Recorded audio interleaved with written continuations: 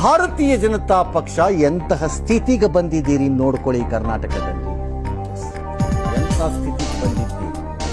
CT ರವಿಗೆ Shobha Karandlaje ಕಂಡ್ರೆ ಆಗಲ್ಲ, Shobha ಕರಂದ್ಲಾಜೆಗೆ CT ರವಿನೋ ಜೀವರಾಜ್ನೋ ಕಂಡ್ರೆ ಆಗಲ್ಲ, ವಿಜಯೇಂದ್ರಗೆ ಯಾರನ್ನೋ ಕಂಡ್ರೆ ಆಗಲ್ಲ, ಅವ್ರು ಯಾರೋ ಯತ್ನಾಳೋ ಅವ್ರು ಯಾರು ಕಂಡ್ರೆ ಆಗಲ್ಲ, ಅವ್ರ ಪಕ್ಷದಿಂದ ಹೊರಗೆ ಅವ್ರಿಗಾಗಲ್ಲ.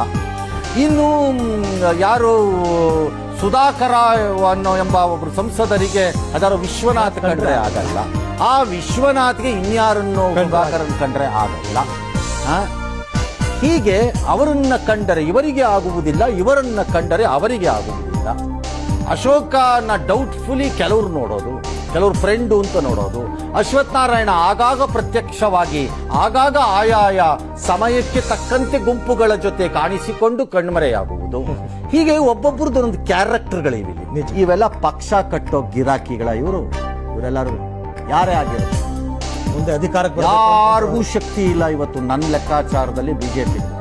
ಇನ್ನು ದೊಡ್ಡವರು ಕೇಂದ್ರದಲ್ಲಿದ್ದಾರಂತೆ, ಕೇಂದ್ರದಲ್ಲೆಲ್ಲ ಅದೇ ಅನುಭವವನ್ನು ಪಡ್ಕೊಂಡಿದ್ದಾರಂತೆ ಅನ್ನೋರು ಎಲ್ಲಾರ ಮೈಗೂ ಬೆಣ್ಣೆ ಹಾಕೊಂಡು ತಮ್ಮ ಕೆಲಸ ಮಾಡ್ಕೊಳ್ಳೋ ವ್ಯವಹಾರದಲ್ಲಿ ಇದ್ದವರು ಅವರುಗಳೆಲ್ಲ.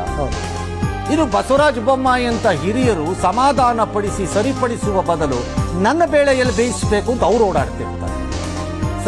ಪ್ರಹ್ಲಾದ ಜೋಶಿ ಎಂಬಂತಹ ವ್ಯಕ್ತಿ ತಲೆನೂ ಹಾಕಲ್ಲ ತನಗೆ ಲಾಭ ಇಲ್ಲ ಅನ್ನೋದಾದ್ರೆ. ಇಲ್ಲಿಗೆ ಬಂದಿದೆ ಬಿಜೆಪಿಯ ಸ್ಥಿತಿಗತಿ. ನಿಮ್ಮ ಯೋಗ್ಯತೆಗೆ ನಿಮಗೆ ಪಕ್ಷ ನಡೆಸುವ ಕಾಳಜಿ ಮತ್ತು ಶಕ್ತಿನೂ ಇಲ್ಲ, ನೀವು ಅದಕ್ಕೆ ಲಾಯಕ್ಕೂ ಇಲ್ಲ. ನನ್ನ